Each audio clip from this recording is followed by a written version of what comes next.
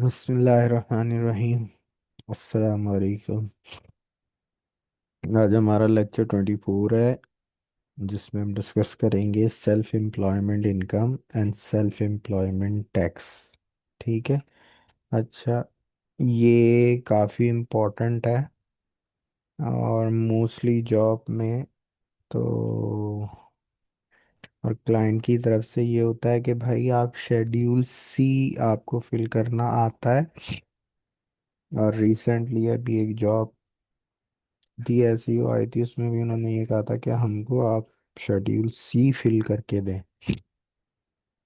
अब ये शेड्यूल्स क्या होते हैं इसको थोड़ा सा समझते हैं कि हमारे पास एक्चुअल फॉर्म जो होता है, वो एक्चुअल फॉर्म तो हमारे पास अगर हम देखें जो टैक्स का फॉर्म होता है, ये हम आपको दिखाएं, ये फॉर्म होता है 1040 फॉर्म। इसके 2 पेजेस होते हैं, बट इसके अंदर इन 2 पेजेस में उस तमाम चीजें नहीं आ रही होती हैं। ये 2 पेजेस हैं, ठीक है। इसमें income expense, itemised, standard deduction, ये तमाम चीजें और साइन करके हम दे देते हैं। मगर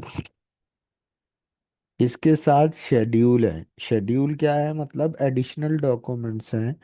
वो एडिशनल डॉक्यूमेंट्स जो हम इसके साथ लगाते हैं, उसके अंदर जो एक शेड्यूल सी है, वो बेसिकली जो लोग इंडिविजुअल हैं वो 1040 फॉर्म अपना टैक्स रिटर्न जमा कराने के लिए फाइल करते हैं।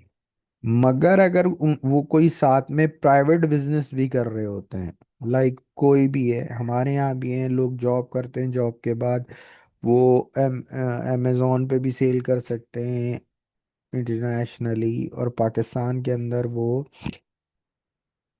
दराज पे कुछ सेल कर रहे हैं, या कोई आके कंप्यूटर शॉप पे बैठते हैं, या कोई कंप्यूटर का काम करते हैं पार्ट टाइम में, कोई भी काम करते हैं, तो वो उनकी अदर बिजनेस इनकम होती है। वो उनकी जॉब से नहीं होती। जो जॉब से इनकम होती है उसको W2 फॉर्म एम्प्लॉयर इशू करता है ईयर एंड में, उस पे रिपोर्ट किया जाता है। मगर जो अदर देन जॉब है उसको शेड्यूल सी के अंदर रिपोर्ट किया जाता है। ये बहुत इंपॉर्टेंट डॉक्यूमेंट होता है, ठीक है। आज हम इसको ही डिस्कस करना है। तो आपको ये समझना है कि अगर कोई एम्प्लॉई है, देखो 3 टाइम के बिजनेस है। एक इंडिविजुअल है, फिर वो सोल प्रोप्राइटरशिप बिजनेस करता है जिसको हम LLC कहते हैं, और फिर S Corp partnership, S Corp और सी कॉर्प।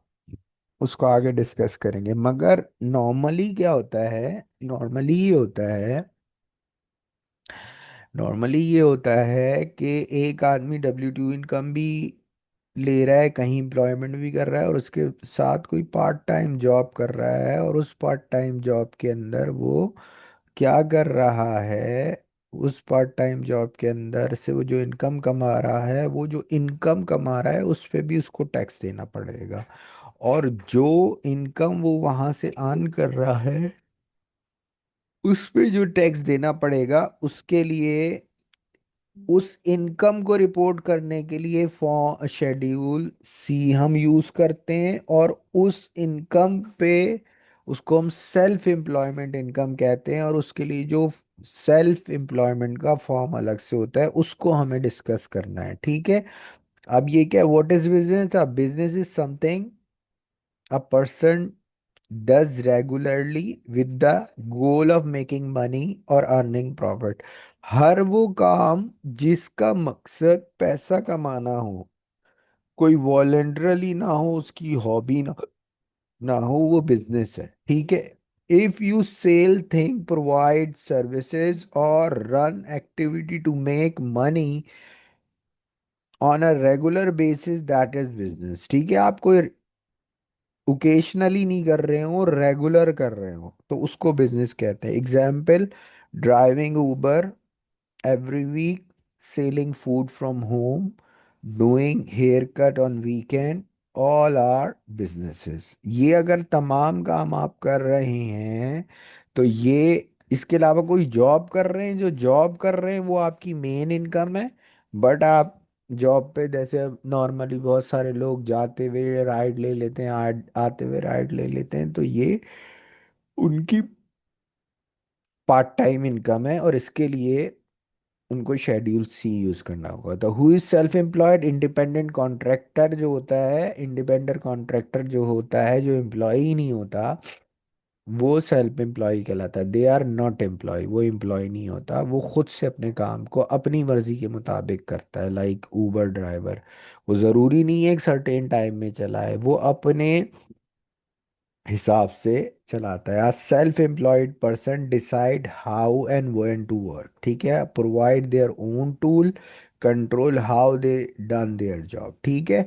वो खुद डिसाइड करता है उसे कम काम करना है, अपनी गाड़ी, अपने टूल्स, अपना सब कुछ इस्तेमाल करता है, और कंट्रोल अपनी जॉब को खुद करता है। For example, plumber hire a fix pipe, decide how to do the job, self employed है वो। A plumber working for a company with the boss telling him what to do, ये employee है। अगर कोई पार्ट एक plumber किसी company में काम कर रहा है रेगुलर बेसिस पे, और उसका एम्प्लॉयर उसको बताता है कि तुम यहाँ जाके काम करो, वो एम्प्लॉई है। और अगर कोई प्लम्बर पार्ट टाइम में वही जॉब इंडिपेंडेंटली कर रहा है, तो वो सेल्फ एम्प्लॉयड है, ठीक है।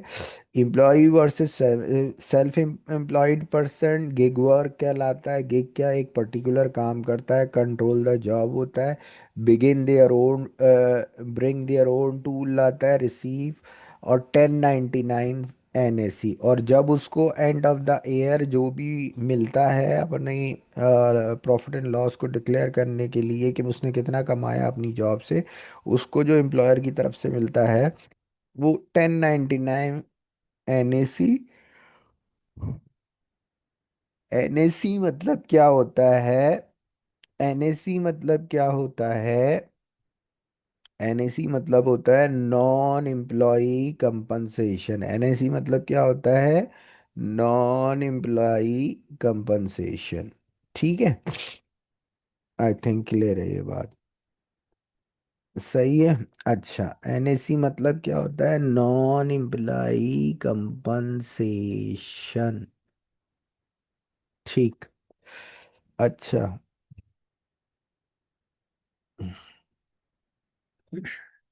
सही है।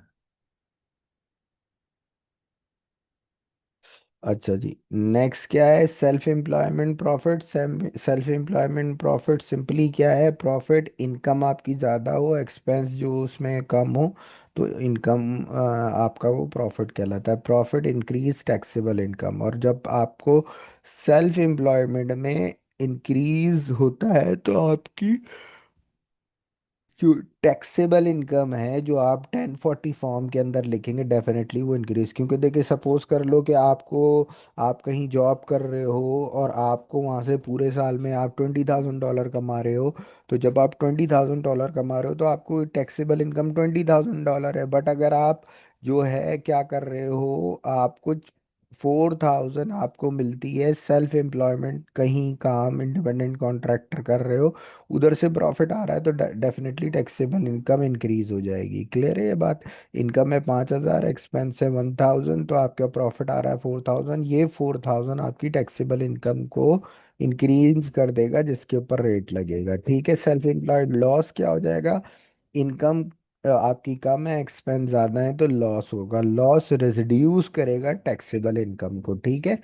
तो लॉस जो होगा, क्योंकि वही हम एग्जाम्पल, कि आपकी पहले टैक्सेबल इनकम थी, कितनी थी आपकी टैक्सेबल इनकम? 20,000, आपको 1,000 का लॉस हो गया। अब आप जो टैक्स पे करेंगे गवर्नमेंट को, आईआरएस को, वो 19,000 को। तो जो लॉस है वो टैक्सेबल इनकम को रिड्यूस करता है, और जो प्रॉफिट है वो टैक्सेबल इनकम को इंक्रीज करता है, ठीक है। Deduction half of self employment tax, ये इंपॉर्टेंट है।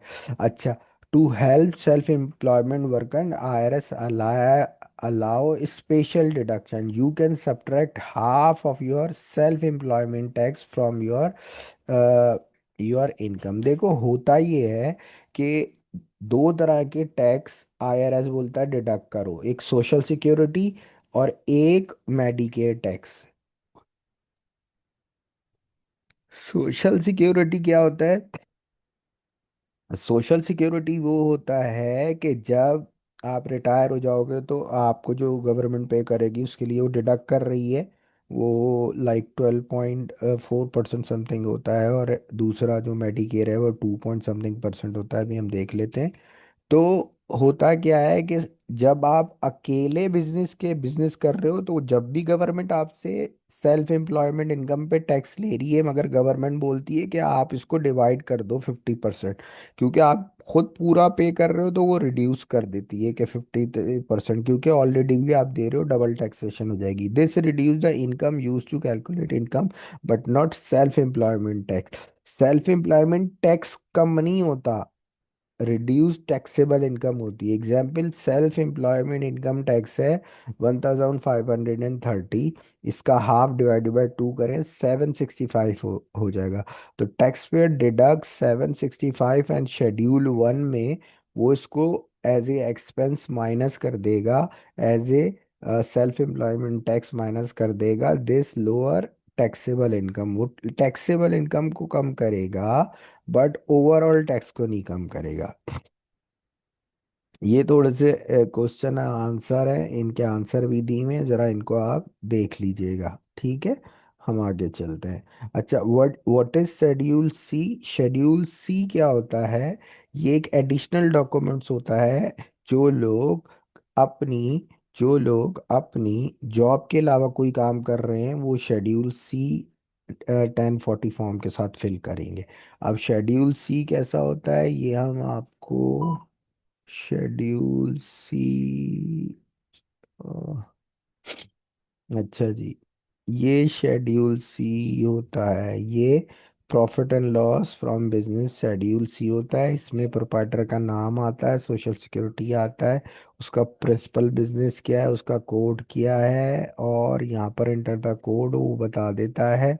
कोड वो होते हैं आईआरएस ने बताए हुए, आप फॉर्म वो डाउनलोड करेंगे, उसमें जो भी बिजनेस कर रहे हैं उसके लिहाज से आपका आ जाता है, ठीक है।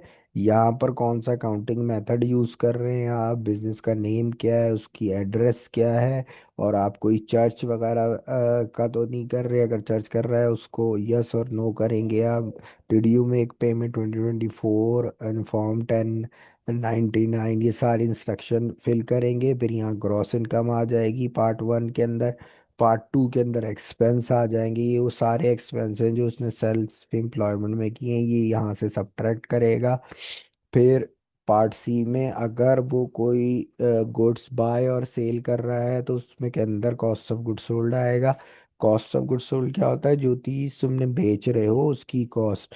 तो उस वो बेसिकली क्या होती है, उसका एक फॉर्मूला होता है बिगिनिंग इन्वेंट्री। अच्छा, इन्वेंट्री क्या होती है? हर वो चीज जो बिजनेस में सेलिंग पर्पस के लिए लाई जाए वो इन्वेंट्री कहलाती है, ठीक है। हर वो चीज़ जो बिजनेस में सेलिंग पर्पस के लिए लाई जाए वो इन्वेंट्री कहलाती है। तो इसका फॉर्मूला क्या होता है? कॉस्ट ऑफ गुड्स सोल्ड का beginning inventory less purchase item minus cost of labour, do not include any amount paid yourself, material supply, other cost, add line 35। यानी इसमें से साल के आखिर में, लाइक इसको सिंपल वे में ऐसे समझ लो, beginning inventory plus purchases minus ending cost of goods sold आ जाएगा। अब आप इसको इस तरह समझ लो कि मेरी गारमेंट शॉप है, मैं एक गारमेंट सेल करता हूँ, जीन्स सेल करता हूँ। जो अगर मैं अपना कॉस्ट ऑफ गेट कैलकुलेट कर रहा हूँ ईयर के एंड पे, तो ईयर के एंड में स्टार्ट में मेरे पास 10,000 रुपए की जीन्स पड़ी थी, वो मेरी बिगिनिंग इन्वेंट्री है, ठीक है। और पूरे साल में मैंने बेचने के लिए ली 50,000 रुपए की जीन्स, ठीक है। तो 10 शुरू में पड़ी थी, 50,000 की परचेज की, तो ये कितनी हो गई? 60,000 की। तो ये मेरी टोटल वो थी जो बेचने के लिए थी। साल के एंड के अंदर मेरे पास अगर 15,000 की बच जाती हैं उसको हम कहते हैं एंडिंग इन्वेंट्री। साल के शुरू में जो थी वो क्या थी? बिगिनिंग। 10,000, 50,000 की मैंने परचेज की, तो ये कितनी हो गई? 60। अगर ये तीनों चीज़ें कोई मटेरियल सप्लाई अप्लाई अगर मैंने नहीं लिया तो एंड में अब मैंने क्या करा? एंडिंग मेरी बच गई। तो वो एंडिंग जो बच गई वो उसके बाद कॉस्ट ऑफ 10,000 मेरी बिगिनिंग थी, साल के शुरू में 50,000 की मैंने परचेज की 60, और साल के आखिर में अगर 15,000 की इन्वेंट्री स्टिल मौजूद है तो सेल कितनी हो गई, 45,000 की। तो एंड में 45,000 इधर आपका कॉस्ट ऑफ गुड्स सोल्ड आ जाएगा। ठीक है, मटेरियल एंड सप्लाईज, ये भी कोई और मटेरियल ले लिया बेचने का, उनके टैग्स हैं।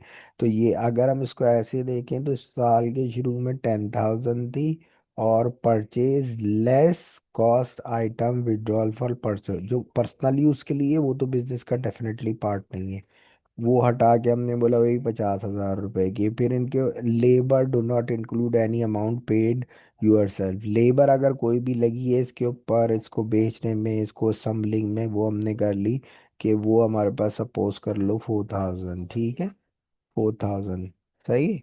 और ये लेबर लगी, मटेरियल इसके टैग वैग आ गए हमारे पास 3,000 के। ठीक है, और अदर कॉस्ट 1,000। ठीक है, जो बिजनेस में इस्तेमाल होती है। तो ये तमाम लाइंस को बोलता है कि इसको आप ऐड कर लें। तो अगर हम इसको ऐड कर लेंगे तमाम लाइंस को, तो हमारे पास ये आ जाएगा, लाइक 10,000 शुरू में था, प्लस 50,000 परचेजेस, प्लस 4,000 इस पे लेबर लगा, प्लस 3,000 रुपये इस पे मटेरियल और सप्लाई लगा, और ठीक है, तो ये सारा हो गया 67,000।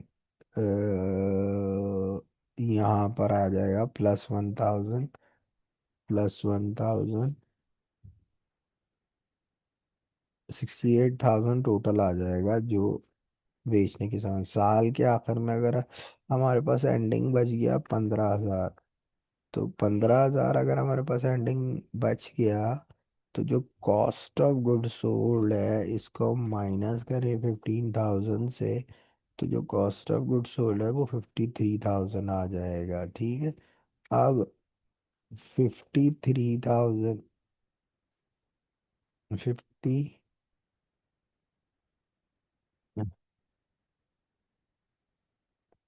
53,000 आ जाएगा। ठीक है, अब ये जो 53,000 है, उसके बाद हमारे पास क्या आना चाहिए, एक कॉस्ट ऑफ गुड सोल्ड आ जाएगा, फिर एंड में ये क्या है, व्हीकल। यहाँ पर व्हीकल जो है और अदर एक्सपेंस, इसको अभी हम डिस्कस, अगर आपके पास व्हीकल है बिजनेस यूज़ के लिए, आप कोई गाड़ी इस्तेमाल कर रहे हैं, तो उसकी कॉस्ट हम डेप्रिसिएट करते हैं। तो वो जो है, अब ये क्या कह रहा है, information of vehicle, complete this part only if you claiming a car or truck expense, only line 9 and are not required to file this, see the instruction। तो व्हीकल है तो उसका, इसको हम आगे चल के डिस्कस करेंगे, अभी आप कॉस्ट ऑफ गुड्स सोल्ड और एक्सपेंसेस देख लें। ठीक है, ये हमने आपको यहाँ बता दिया, इनकम और लॉस शेड्यूल सी के अंदर किस तरह से होगा।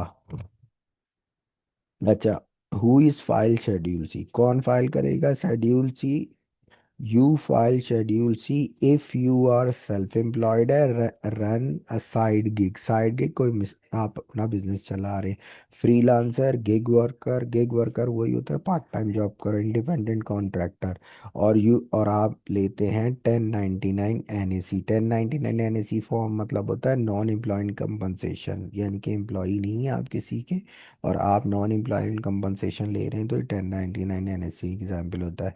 Example, a people who use schedule C, Uber Lyft, वहाँ पर एक कंपनी है जो ऊबर की तरह है, आप उसके ड्राइवर है, ट्यूटर हो, हेयर स्टाइल, हेयर ड्रेसर हो, लोन, होम विंडो वर्कर हो, Amazon door interacted worker, online seller हो, फेसबुक पेज पे या किसी और मार्केट प्लेस पे। ठीक है, अच्छा, अब ये जो एक्सपेंस है, सिर्फ वो एक्सपेंस आएंगे यहाँ पर, आप सारे एक्सपेंस नहीं ले सकते इस तरह से, तो सारे एक्सपेंस लेके आपका रिफंड ही ज़्यादा बन जाएगा। जो ऑर्डिनरी एक्सपेंस आमतौर पर हो, और नेसेसरी एक्सपेंस हो, वेरी आम तौर पर उस किस्म के बिजनेस में हो, और ज़रूरी एक्सपेंस हो, उनके बगैर बिजनेस नहीं चल सकता। For an expense to be deductible on schedule C, it must be ordinary, common in your industry. Like अगर एक आदमी अगर एक आदमी ऊबर है चलाता है, तो उसकी गाड़ी का फ्यूल चेंज होता है, टायर रिपेयर होते हैं, तो वो एक्सपेंस क्लेम कर सकता है। कोई पेंटिंग करता है तो हार्डबोर्ड वगैरह, ये सारे जो कॉमन और संडेज रहे। For example photographer buy camera battery वगैरह, ठीक है, आई बिलीव क्लियरली है समझ में। और नेसेसरी, हेल्प एंड अप्रोप्रिएट, यानी कि इनअप्रोप्रिएट हो, आप बोलो कि नहीं नहीं मैंने तो पूरी गाड़ी ही चेंज कर दी, ये है और फलाना ढमकाना, तो वो आईआरएस अलाउ नहीं करता। एग्जाम्पल है tutor buy marker and notebook, हाँ ये समझ में आता है, ये नेसेसरी है पढ़ाने के लिए। If the expense is not ordinary and necessary, no deduction. अगर आप लंबे चौड़े एक्सपेंस क्लेम कर लेंगे फॉर्म सी में, तो उस पे आपको कुछ भी डिडक्शन नहीं मिलेगी। डिडक्शन के लिए ज़रूरी ये दो कंडीशन याद रखिएगा, ऑर्डिनरी हो, कॉमन इन योर इंडस्ट्री हो, और नेसेसरी हो, ठीक है, ये बहुत इंपॉर्टेंट है। अच्छा, न्यू टैक्स लॉ चेंजिंग जो हुई है उसकी समरी क्या है? बिग ब्यूटीफुल एक्ट आया है जुलाई में 2025 में, ट्रम्प ने इंट्रोड्यूस कराया है, change many rule. Some important points ये है, एक तो SALT state and local tax deduction limit increase कर दी है, अभी हम डिस्कस करते हैं। सम एनर्जी क्रेडिट वो इंक्रीज कर दिए हैं कि आप अगर सोलर लगवाते हैं उसका एक्सपेंस के अंदर आपको डिडक्शन मिलती है। New rule for tips and overtime, हाँ क्या मेडिकल मेडी मेडी सेड चेंज हुआ है। स्टूडेंट लोन में रिफॉर्म लाए, हार्ड डेट सीलिंग, कि लोन का जो है वो उसकी सीलिंग बढ़ा दी है कि आप ज़्यादा लोन लिख सकते। Are and still update detail, always check for 2024 updates, आप उसकी ऑफिशियल साइट्स पे देख सकते हैं। अच्छा, न्यू टैक्स लॉ में जो चेंजिंग हुई है, एक है सॉल्ट कहते हैं इसको, state and local tax deduction limit. देखो ये पहले 10,000 थी, कि अगर आपने, देखें यूनाइटेड स्टेट्स के अंदर 50 स्टेट्स हैं, और हर स्टेट्स का स्टेट टैक्स लॉ डिफरेंट है, मोस्टली डिफरेंट है। तो ज़रूरी नहीं है जितना आप एक स्टेट्स में पे करते हैं उतना आप दूसरी स्टेट्स में भी पे कर रहे हो, तो डिफरेंट का डिफरेंट है। तो पहले ये था कि 10,000 तक था, पहले ये था कि ये 10,000 तक था।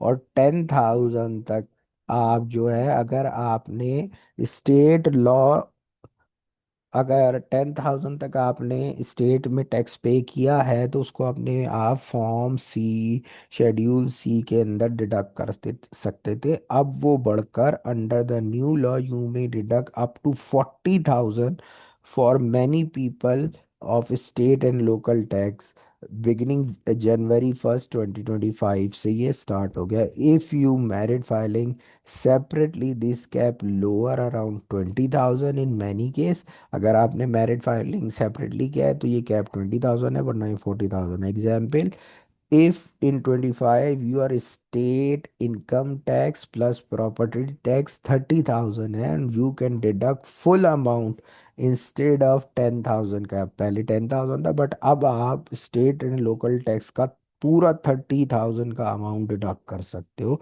क्योंकि आपकी लिमिट इंक्रीज हो गई है न्यू लॉ में 40,000। अच्छा, instead of 10,000 Kaif in many case. Why this is matter? Help homeowner or property in a high tax state get bigger deduction, ठीक है। कट द एनर्जी, अच्छा कट द, ये हमने डिस्कस कर लिया I believe. Cut to energy credit, the bill of reduce or phase out the certain tax credit, uh, renewable energy and clean vehicle. Example, if you were planning to buy electronic vehicle instead of certain home energy improvement to get the tax, some of those credit may reduce your sooner because is the law. Tip, if you are eligible you might want to sooner rather than later, ठीक है। अगर आप move होते हो, government हमारे यहाँ भी अब खैर हम मुश्किल है, हो भी सकता है कि लोग प्रेफरेंस दे रही है कि लोग इलेक्ट्रॉनिक्स कार खरीदें ताकि फ्यूल कंजम्पशन कम हो जाए। इसी तरह यूनाइटेड स्टेट्स में भी जो लोग सोलर परचेज कर रहे हैं और या इलेक्ट्रॉनिक्स कार की तरफ जा रहे हैं, उनको एनर्जी टैक्स क्रेडिट मिल रहा है। ये नई चेंज है। New rule for the tip of over time. The tip. The law create a new deduction qualified tip income for worker who get lot of take starting in 2025. For example, a waiter make 50,000 tip income may now have portion of that time that income eligible for new deduction overtime pay. The new overtime pay.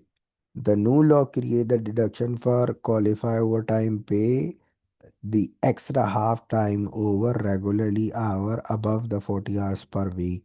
A worker who gets overtime hour might save on the tax because the part of the overtime pay is special deduction. जो overtime करते हैं उनको भी special deduction मिलती है। For these deduction under the new rule। अच्छा, Medicare change किया है। The law also touch healthcare benefit, especially regarding the Medicaid program. Example, they may be new worker requirement eligible change who medicated. Why it is matter? If the people who qualify Medicaid in समाउ in any types of, अगर उनको कोई भी disease है और उनको medkit की ज़रूरत है, तो aware of possibility of change कुछ if it affect the tax benefit. तो लोग, होता ये है कि अगर किसी को कोई डिसीज़ होती है, हमारे यहाँ भी ज़्यादा होता है कि उनको जॉब पे ही नहीं रखते, मगर यूनाइटेड स्टेट्स के अंदर उनके लिए टैक्स क्रेडिट दिया है ताकि उन लोग अपॉर्चुनिटी हो कि अगर कोई उनको मेडिकेटेड ज़रूरत है और कोई डिजीज़ है तो उनको लिए भी जॉब की अपॉर्चुनिटी हो। अच्छा, higher debt ceiling. The law arise the federal debt ceiling which mean the government can borrow more while this is the macroeconomic individual tax it can be indicate future spending changing। why it is matter? भाई government ने बढ़ा दिया, ज़्यादा tax लेंगे लोग, ceiling बढ़ा दिया, लोग जब गवर्नमेंट से ज़्यादा टैक्स लेंगे तो गवर्नमेंट के पास डेफिनेटली ज़्यादा पैसा आएगा, वो ज़्यादा प्रोग्राम पे। तो इसको हम मैक्रो इफेक्ट कहते हैं कि बड़ा इफेक्ट। और ये नॉर्मली इंडिविजुअल लेवल पे इतनी जल्दी असर नहीं करता, बट इट टेक्स टाइम। अच्छा, it's a part of the broader landscape of the tax budget policy could lead to future changing चीज़ें। What is keeping in mind 2025 tax year return file 2026? Many changes in effect 2025. So when you file in 2026, some changes may still require IRS rule guidance and detail form. Always check the IRS official fact sheet. For example, no tax on tip fact sheet because of the law cover many time each taxpayer situation may be different. High state tax versus low state tax, tip income versus not। ठीक है, तो अभी हमारा जब tax season आएगा, most probably more changes expected है। तो आप आईआरएस की जो वेबसाइट है उस पर चेंजिंग आ सकती हैं, या आप हमारे चैनल को देखते रहे। हम भी, क्योंकि हम हमारा ऑब्जेक्टिव ही यही है कि हम इसके थ्रू अर्निंग चाहते हैं चैनल के। तो हम मोस्ट अपडेटेड कंटेंट आपको दें ताकि आप हमारे चैनल को सब्सक्राइब करें, शेयर करें, तो फिर हमारा चैनल हमको एक पैसिफिक इनकम देना शुरू करे। What is sole proprietorship? Sole proprietor means you run the business on your own, no separate legal entity. You keep all the profit, you take all the loss. Example, if you cut your neighbor grass $10 पर yard, you are sole proprietor. Simply सारे decision खुद लेता है, sole proprietor होता है, profit भी लेता है, लॉस भी लेता है, अपने नाम से बिजनेस करता है। ठीक है, वो सोल प्रोप्राइटरशिप होता है। What about single member LLC? If you own a single member LLC, the IRS treat it as disregard entity। जो सिंगल मेंबर एलएलसी होती है उसको डिसरिगार्ड एंटिटी होती है कि उसका कोई वो एंटिटी नहीं है। उसको हम सोल प्रोप्राइटरशिप ही कंसिडर करते हैं। You still use schedule C. जो सिंगल मेंबर एक आदमी चला रहा है वो look like a sole proprietor है, और वो क्या करेगा, वो भी शेड्यूल सी को फुल करेगा। All profit go in your tax return and no separate tax. वो कोई सेपरेट टैक्स यूज नहीं करेगा एल एल सी के लिए, वो शेड्यूल सी ही सिंगल मेंबर ओनर जो है करेगा, ठीक है। Is schedule C only for the semi-employed people? Most, yes, but you can be both an employee W2 and self-employed Schedule C. You your W2 job goes 1040 and your gig work goes Schedule C। एक आदमी eight same time, ये आप समझ सकते हैं, एक आदमी eight same time employ भी हो सकता है और पार्ट टाइम जॉब भी कर सकता है। तो W2 जो होगा वो उसकी एम्प्लॉयमेंट इनकम को बताएगा, और शेड्यूल सी जो होगा उसके पार्ट टाइम वर्क को बताएगा। W2 जो आएगा 1040 के अंदर उसकी इनकम रिपोर्ट होगी, और जो पार्ट टाइम वर्क है शेड्यूल सी। अच्छा, क्या चीज़ शेड्यूल चीज़ में नहीं रिपोर्ट होगी? Hobby income. हॉबी जो जो कमाने का मकसद नहीं है मगर वो एज ए हॉबी उसको करता है, वो शेड्यूल सी में उसकी इनकम रिपोर्ट, बट उससे इनकम आती है, वो 1040 में ही जाएगा अदर इनकम के अंदर शेड्यूल वन में, ठीक है। जो हॉबी की इनकम है वो भी रिपोर्ट करनी है। If you are not trying to make profit it is a hobby. अगर आप प्रॉफिट नहीं कमाना चाहते हैं एज ए हॉबी, आप कोई पेंटिंग बना के बेच रहे हैं, कुछ कर रहे हैं, हॉबी टैक्स रूल क्या है, you can not deduct expense. आप कोई एक्सपेंस, जैसे अभी हमने देखा सेल्फ एम्प्लॉयड बहुत सारे एक्सपेंस हम डिडक्ट करते हैं, सही है, आगे चल के हम इसकी एक्सपेंस की डिटेल आपको बताएंगे। तो मगर हॉबी की इनकम में से एक्सपेंस डिडक्ट नहीं कर सकते, मगर you report at schedule one other other income के अंदर, ठीक है। Example, you knit sweater for the fun and sell two or more of $20, तो आप उसको शेड्यूल वन के अदर इनकम में शो करेंगे। शेड्यूल, अच्छा, information you must enter on schedule. क्या इंफॉर्मेशन आपको शेड्यूल सी में डालनी है? business का name, address, what you sell, what services you provide, whether you started the business this year, accounting method cash और accrual है, your income, your expense, lot of category है expense की, vehicle detail if you are using car, cost of sold if you use selling item, any other expense, ठीक है। other expense भी आप 40 में डालोगे। how to fill, आप part one के अंदर, इसके पार्ट होते हैं ना, ये हम आपको पार्ट एक मिनट से दिखाते हैं।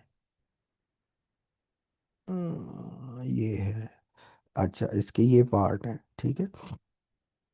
यहाँ बेसिक इन्फॉर्मेशन आएगी, पार्ट वन में इनकम आएगी, पार्ट टू में ये सारे एक्सपेंस आएंगे, अभी बता देते हैं। पार्ट सी में कॉस्ट ऑफ गुड सोल्ड, अगर कुछ चीज़ बेच रहे हो, और इंफॉर्मेशन ऑफ कोई व्हीकल आपने बिजनेस में इस्तेमाल कर रहे हो वो आएगा, और अदर एक्सपेंस आएगा, ठीक है। अब यहाँ ये बोल रहा है how to fill schedule C, very simple version. Part one में इनकम आएगी, all money earn from your business, ठीक है। पार्ट टू में एक्सपेंस आएगी, अच्छा, all expense and subtract to get profit and loss cost. Part three में cost of good sold आएगा, और if you sell a product calculate inventory plus purchase. अच्छा, part four के अंदर माइलेज आता है, एक्सपेंस अगर आपकी गाड़ी है और आपने, मोस्ट इम्पोर्टेंट ये होता है कितने किलोमीटर, माइलेज वाला मर्जन सिंपल होता है मल्टीप्लाई बाय IRS के रेट से, तुम्हारी गाड़ी है। एक तो ये है कि तुम उसको कितना चला रहे हो, सिंपल ये है कि तुमने कितना चलाया उसको मल्टीप्लाई, एक जो माइलेज का रेट दिया हुआ है उससे आप उसको मल्टीप्लाई कर लें। जब आप उसको मल्टीप्लाई करेंगे तो आपके पास एक सर्टेन आ जाएगा, तो एक सर्टेन एक्सपेंस आ जाएगा, और other expense not include above, जितने अदर एक्सपेंस हैं इसके अलावा जो नॉट इंक्लूड अबव है वो हम यहाँ रिकॉर्ड कर देंगे, ठीक है। अभी इस लेक्चर में यहीं तक, फिर हम इसी लेक्चर को नेक्स्ट में कंप्लीट करेंगे। थैंक यू सो मच, अस्सलाम वालेकुम।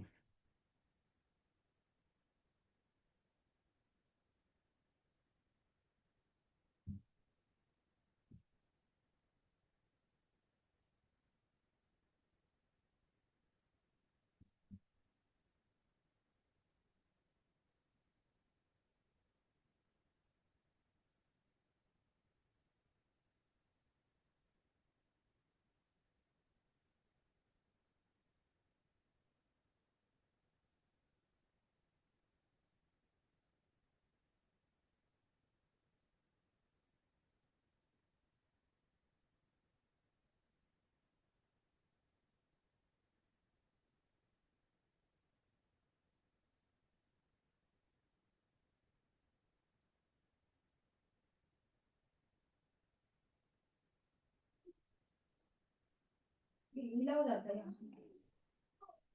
अमन बता दे दो।